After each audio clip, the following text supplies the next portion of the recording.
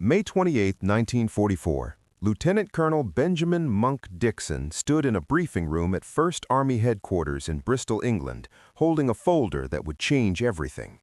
Inside were aerial reconnaissance photos, resistance reports, and intercepted radio traffic. All of it pointed to the same conclusion. German panzer divisions were repositioning toward the Normandy coast, specifically toward a beach the Allies had codenamed Omaha. Dickson had briefed generals before. He had delivered intelligence assessments in North Africa and Sicily, but this time felt different. The officers staring at him across the table weren't just skeptical, they were hostile. Major General Kenneth Strong, Eisenhower's chief intelligence officer, cut him off mid-sentence. "Colonel, we've been over this. The panzers are at Calais. Your assessment contradicts ultra-intercepts." Dickson opened his mouth to respond. Strong shut the folder. "This briefing is over." Think about that moment. 9 days before the largest amphibious invasion in history, an intelligence officer presents evidence that German armor is waiting exactly where 34,000 Americans are about to land, and the response is to shut the folder and walk away. Dickson left that briefing knowing two things. First, he was right. Second, nobody with the power to change the plan wanted to hear it. But what Dickson didn't know was that his warning had triggered something far more dangerous than skepticism. It had triggered a decision at the highest levels of Allied command. His intelligence assessment would be classified, then it would be reclassified, and finally it would disappear from the official record entirely. Because 2,500 Americans were about to die at Omaha Beach, and someone would need to make sure nobody could prove the deaths were preventable. Benjamin Dickson didn't come from a military family. His father ran a hardware store in Lock Haven, Pennsylvania. He attended Penn State on an ROTC scholarship because it was the only way to afford college during the Depression. The Army commissioned him as a second lieutenant in 1933, but they didn't know what to do with a skinny kid from central Pennsylvania who was better with maps than with men. Most officers in the 1930s Army followed a predictable path: infantry, cavalry, artillery. Dickson requested military intelligence. His superiors tried to talk him out of it. Intelligence was a dead-end career track, no combat commands, no glory, no path to general officer rank. Dickson didn't care. He had discovered something about himself. He could look at scattered pieces of information and see patterns that others missed. By 1942, Dickson had become the G2 intelligence officer for the 1st Infantry Division under Terry Allen. He perfected his craft in North Africa. While other intelligence officers relied on ultra-intercepts and prisoner interrogations, Dickson built networks: French resistance, local informants, captured documents, aerial reconnaissance. He correlated everything and made predictions that terrified his commanders because they were usually right. Before the invasion of Sicily in July 1943, Dickson warned that German forces were stronger than estimated. Omar Bradley's staff dismissed the assessment. Then American troops hit the beaches at Gela and ran straight into the Hermann Göring panzer division, exactly where Dickson said they would be. After Sicily, nobody questioned Dickson's intelligence assessments, at least not to his face. In January 1944, Dickson was promoted to lieutenant colonel and assigned as G2 for 1st Army under Bradley. It was one of the most important intelligence positions in the European theater. 1st Army would land at Omaha and Utah beaches on D-Day. Dickson's job was to tell Bradley exactly what was waiting for them. What he found should have stopped the invasion cold. April 1944. Dickson's intelligence team began receiving reports that didn't match the official assessments coming from Eisenhower's headquarters. French resistance networks reported increased German activity along the Normandy coast, not at Calais, where everyone expected the invasion, at Normandy, specifically around a sector the Allies had codenamed Omaha. Dickson requested aerial reconnaissance. The photos showed fresh defensive positions, trenches, machine gun emplacements, artillery positions built into the bluffs overlooking the beach. More concerning, the photos showed evidence of armored units, track marks, supply depots, command posts. This wasn't a static infantry division. This was a combined arms force with tanks, artillery, and veteran infantry.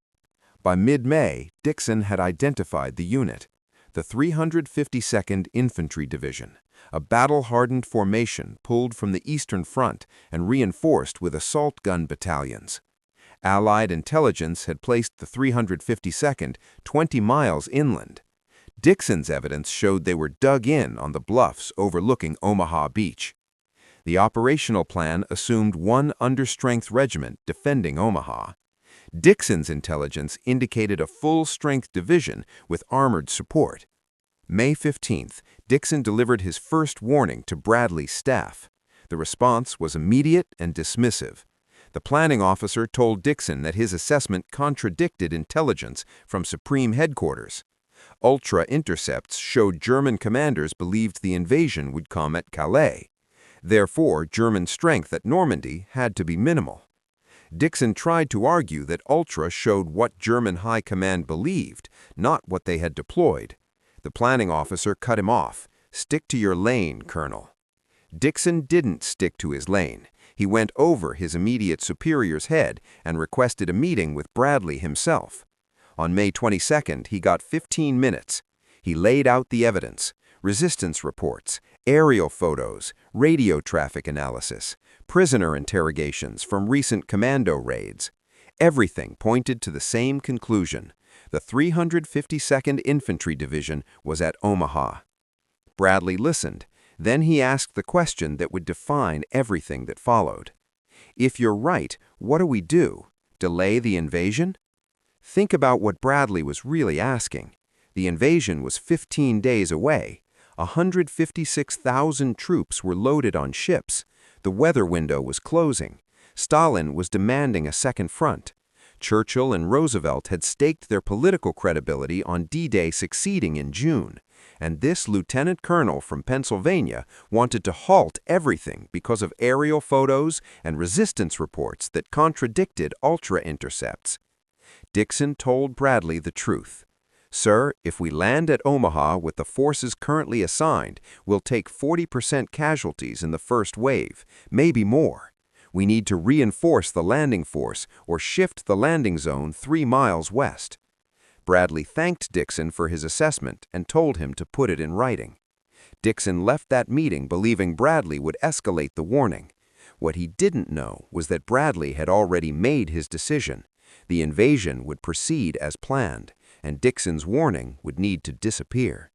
May 28th, the briefing at Eisenhower's headquarters. Dickson presented his findings to the Supreme Allied Commander's intelligence staff. He expected resistance. What he got was something worse. Kenneth Strong, Eisenhower's G2, accused Dickson of defeatism. He suggested that Dickson was trying to undermine confidence in the invasion. Another officer implied that Dickson had been influenced by pessimistic French sources who wanted to delay the liberation of France. Dickson kept his composure and presented the evidence methodically.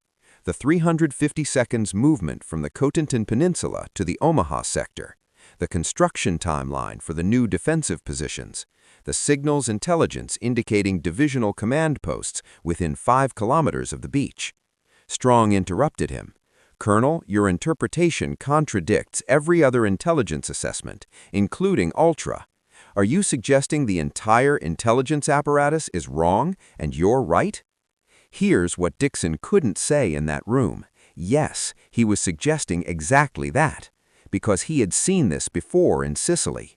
He had watched intelligence officers dismiss ground truth because it contradicted signals intelligence, and he had watched American soldiers die because nobody wanted to admit that Ultra wasn't infallible. But Dickson was a lieutenant colonel facing a major general, so he said the only thing he could say: "Sir, I'm presenting the evidence. The conclusions are yours to make."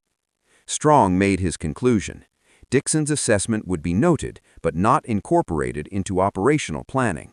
The briefing for Eisenhower, scheduled for May 30th, would present the consensus view. The 352nd Infantry Division was 20 miles inland. Omaha Beach was defended by a single understrength regiment. American casualties would be moderate. The landing would succeed within 4 to 6 hours. What Dickson didn't know was that his intelligence summary had already been classified at a level above his clearance. The aerial reconnaissance photos he had requested were being pulled from distribution, and the resistance reports he had cited were being reclassified as unreliable sources pending verification. Someone very high in the chain of command had decided that Monk Dickson's warning could not be allowed to reach Eisenhower in its raw form.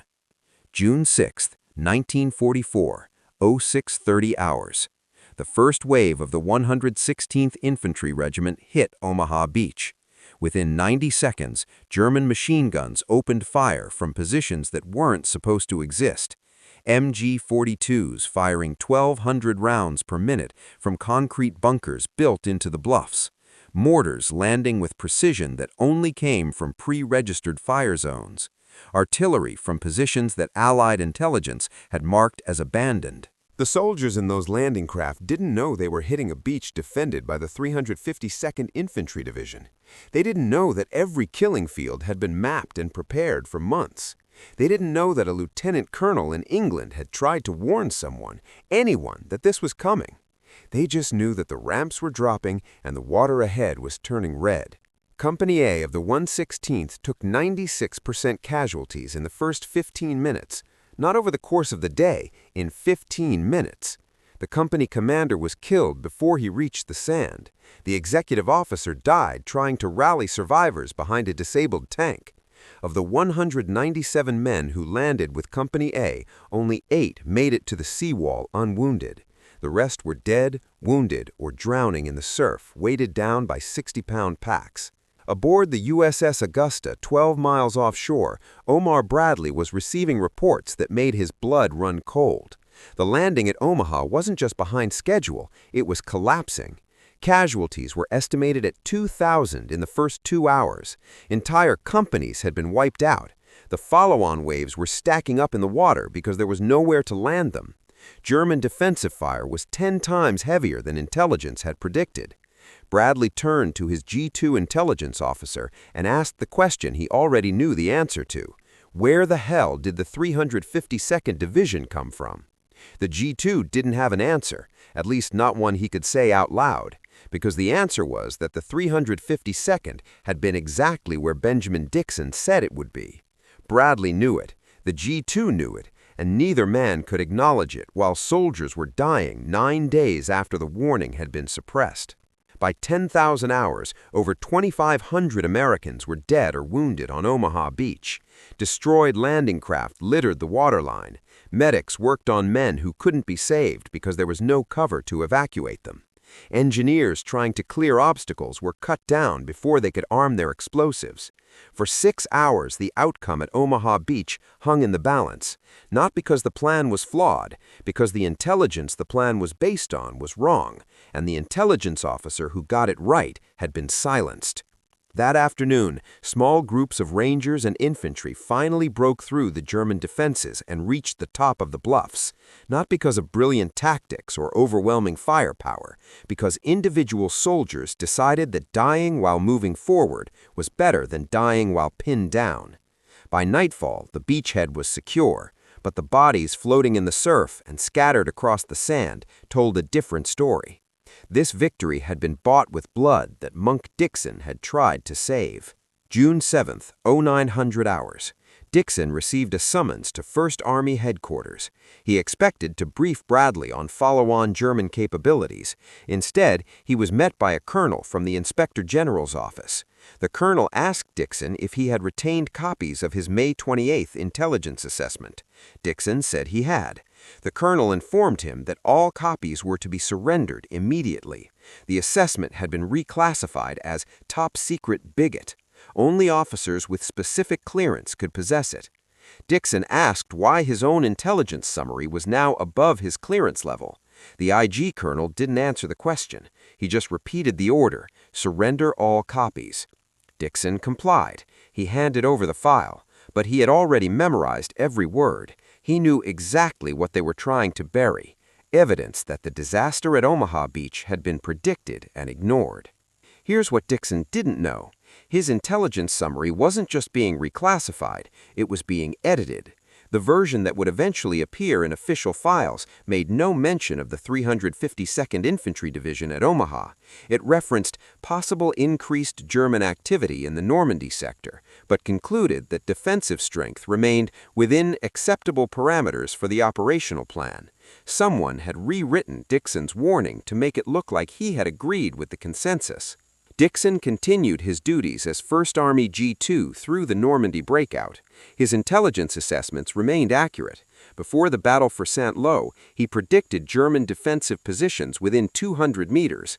Before Operation Cabra, he identified the seam in German lines that Patton's Third Army would exploit. But Dickson noticed something changing. His briefings to Bradley became shorter. His written assessments were being edited for clarity before distribution. He was being managed. August 1944. Paris was liberated. 1st Army was racing toward the German border, and Benjamin Dickson received new orders. He was being transferred to 12th Army Group Headquarters as a deputy intelligence officer. On paper, it was a promotion. In reality, it was exile. He would no longer brief operational commanders. He would supervise intelligence analysts who briefed commanders. He had been kicked upstairs and neutered. Dickson's replacement at 1st Army was a colonel who had never served in combat intelligence, a West Point graduate with impeccable credentials and zero field experience. Bradley's staff made it clear that the new G2 understood the importance of supporting command decisions rather than questioning them. Translation: the new guy wouldn't make the same mistake Dickson made. He wouldn't be right at the wrong time. September 1944. The war was entering its final phase. Dickson sat at a desk at 12th Army Group Headquarters, processing intelligence summaries from units he no longer commanded. He watched intelligence officers make the same mistakes that had killed 2,500 men at Omaha. Optimistic assessments, dismissal of ground truth, signals intelligence treated as gospel, and he couldn't say anything, because the last time he had told the truth, they had buried his warning and erased his name from the record. But Dickson made a decision that would eventually expose everything. He kept a journal.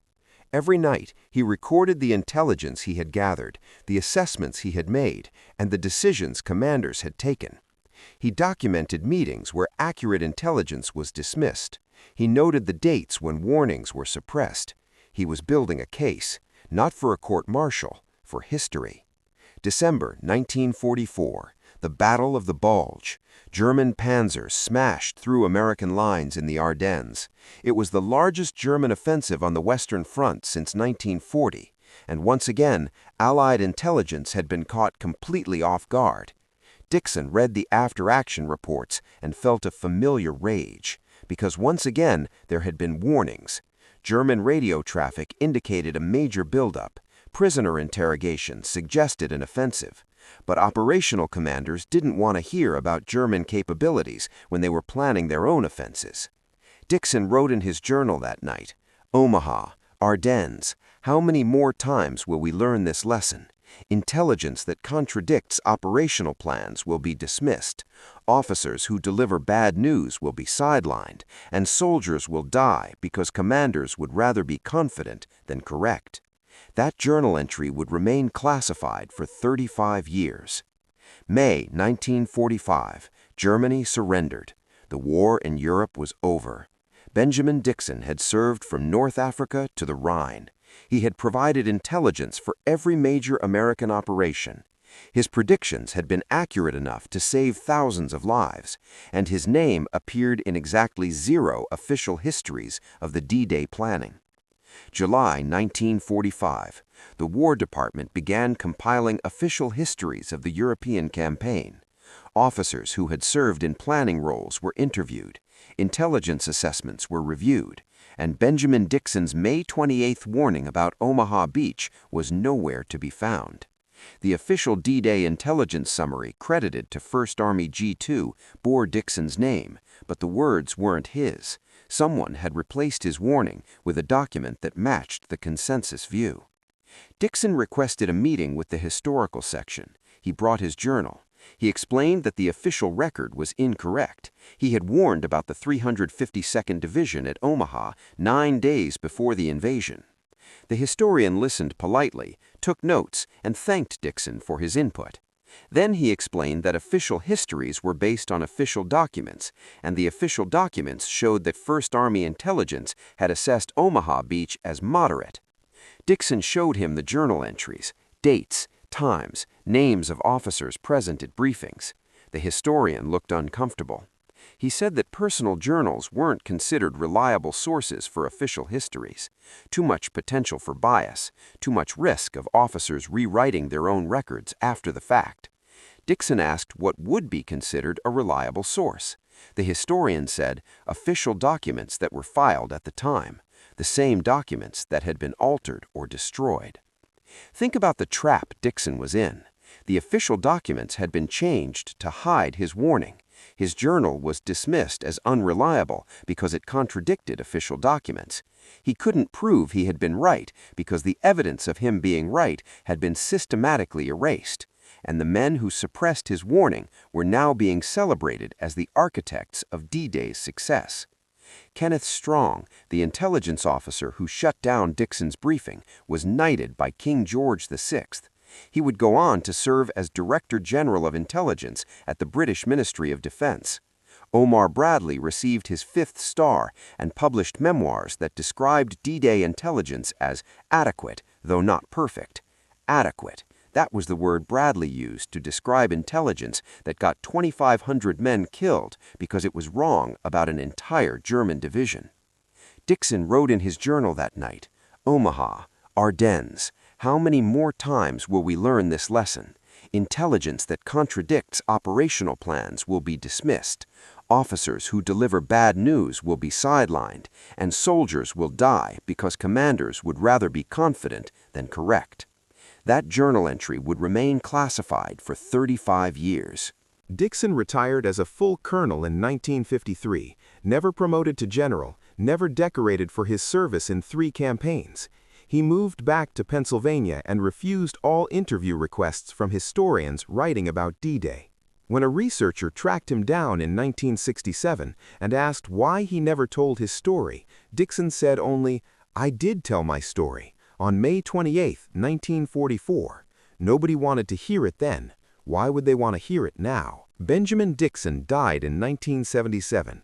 His obituary in the New York Times was 4 paragraphs. It mentioned his service in World War II, but made no reference to D-Day intelligence. The official Army records listed him as G2, 1st Army, 1944 to 1945, with no elaboration. His journal, the one document that proved he had warned about Omaha Beach, remained classified. 1979. A military historian named David Irving was researching Allied intelligence failures. He filed a Freedom of Information Act request for 1st Army G2 records from May to June 1944. What came back shocked him. There were 2 versions of the May 28th intelligence summary, the official version that had been cited in D-Day histories, and a draft version with superseded stamped across it in red ink. The draft version was Dickson's original warning. It stated clearly that the 352nd Infantry Division had repositioned to defensive positions overlooking Omaha Beach. It estimated German defensive strength at 7,800 combat effectives with armored support. It concluded, current operational plan assumes enemy strength of 1,500 to 2,000. Actual strength may be 4 times higher. Recommend reinforcement of assault force or modification of landing zone. Irving found no documentation explaining why the draft had been superseded, no notation of who had ordered the change, just a new version dated May 29th that eliminated all references to the 352nd at Omaha and concluded that German defenses were within parameters for operational success. Someone had replaced Dickson's warning with a lie and then spent 35 years making sure nobody found out. The historian tried to interview officers who had served on Eisenhower's intelligence staff in 1944. Most were dead. The few still alive declined to comment. One retired general told Irving off the record, "Dickson was right. We knew he was right. But stopping D-Day 9 days before the invasion would have been a political disaster worse than the casualties at Omaha, so we made a choice. Whether it was the right choice, I'll let God sort that out." Think about that admission. They knew. The officers who dismissed Dickson's warning knew he was right, but they decided that 2,500 American casualties were preferable to the political consequences of delaying the invasion. Those soldiers at Omaha Beach didn't die because of intelligence failure. They died because of command failure, because the men planning D-Day wanted intelligence that supported their timeline, not intelligence that challenged it. 1984. The U.S. Army War College published a study on intelligence failures in World War II. It included a full chapter on Benjamin Dickson and the Omaha Beach warning. The study concluded that Dickson's assessment had been substantially accurate and that casualties at Omaha could have been reduced by 40 to 60% if his intelligence had been incorporated into operational planning. The study also identified the systemic problem that had led to Dickson's warning being suppressed. Intelligence officers were evaluated based on whether their assessments supported successful operations, not whether their assessments were accurate. Officers who delivered optimistic intelligence got promoted. Officers who delivered pessimistic intelligence got transferred. The system rewarded confidence over correctness, and that system had killed 2,500 men at Omaha. By the 1990s, Dickson's story had entered the academic literature on D-Day, but it never reached popular histories. Stephen Ambrose's best-selling books on D-Day mentioned Dickson once in a footnote. Cornelius Ryan's The Longest Day didn't mention him at all. The story of D-Day remained a story of triumph despite difficult odds, not a story of preventable casualties caused by intelligence suppression. In 2001, the National D-Day Memorial Foundation in Bedford, Virginia, unveiled a wall with the names of all Americans killed on June 6, 1944. 2,501 names on Omaha alone. Families came from across the country to see their fathers' and grandfathers' names carved in stone. None of them knew that a lieutenant colonel from Pennsylvania had tried to save those lives 9 days before the invasion. Here's what the official D-Day histories don't tell you. Intelligence isn't about being right. It's about being right at a time when people with power are willing to hear it. Benjamin Dickson was right on May 28, 1944, but Eisenhower's staff needed D-Day to happen in June. Stalin needed the Second Front. Roosevelt needed a victory before the election. Churchill needed to prove Britain was still relevant. And 2,500 American soldiers needed to die so that none of those men would have to admit they had ignored a warning. Dickson understood this before anyone else. That's why he kept his journal. That's why he refused interviews. That's why he spent 30 years in silence. Because he knew that institutions don't admit mistakes that undermine their legitimacy. The Army couldn't admit that D-Day planning had ignored accurate intelligence. Eisenhower couldn't admit that Omaha casualties were preventable. And the historians who built their careers on D-Day narratives couldn't admit that the story was more complicated than heroism and sacrifice. Omar Bradley died in 1981, 4 years after Dickson. He never acknowledged that Dickson's warning had been suppressed. In his final interview, Bradley was asked if there was anything he would have done differently on D-Day. He said nothing. It was as perfect a plan as could be executed under the circumstances. As perfect a plan. 2,501 dead at Omaha Beach, and the general who ignored the warning that could have saved them called it perfect. Kenneth Strong died in 1982. His obituaries praised his intelligence work during D-Day. They credited him with accurately assessing German defensive capabilities in Normandy. Not one obituary mentioned that he had dismissed Dickson's warning 9 days before the invasion. Not one mentioned that the intelligence he provided to Eisenhower had been catastrophically wrong about the most heavily defended beach in the invasion. Terry Allen, the general who had commanded Dickson in North Africa and Sicily, heard about the suppressed warning years later. He told an interviewer, "Monk Dickson was the best intelligence officer I ever worked with. If he said the 35th Second was at Omaha, they were at Omaha. The fact that nobody listened to him tells you everything you need to know about how the Army treated officers who told the truth." Today, if you visit the Omaha Beach American Cemetery, you'll find 9,388 graves, most of them from the Normandy campaign. Walk down the rows of white crosses and stars of David, and you'll see names. John Robertson, age 19, Robert Harmon, age 21, William Patterson, age 20. Each one represents a family that never got their son back, a wife who never got her husband back, children who grew up without fathers. How many of those graves exist because Benjamin Dickson's warning was suppressed? We'll never know the exact number, but we know this. Every soldier who died in the first 3 hours at Omaha Beach died hitting a German division that an intelligence officer had warned was there. Every landing craft destroyed by artillery fire that Dickson said was pre-positioned. Every company cut down by machine guns firing from bunkers that Dickson's aerial reconnaissance had photographed. Eisenhower's staff wanted intelligence that confirmed their plans. Dickson gave them intelligence that contradicted those plans. History proved Dickson right, but by then he'd already vanished from it. The Army got their invasion in June. The politicians got their second front. The historians got their story of heroic triumph. And Benjamin Monk Dickson got a 4-paragraph obituary and a warning that nobody wanted to remember. The men who died at Omaha Beach didn't die because the mission was impossible. They died because the truth was inconvenient. And in the end, that might be the most important lesson Benjamin Dickson never got to teach. Intelligence officers don't serve the mission. They serve the commanders who decide whether to listen. And sometimes those commanders decide that being wrong on schedule is better than being right too late.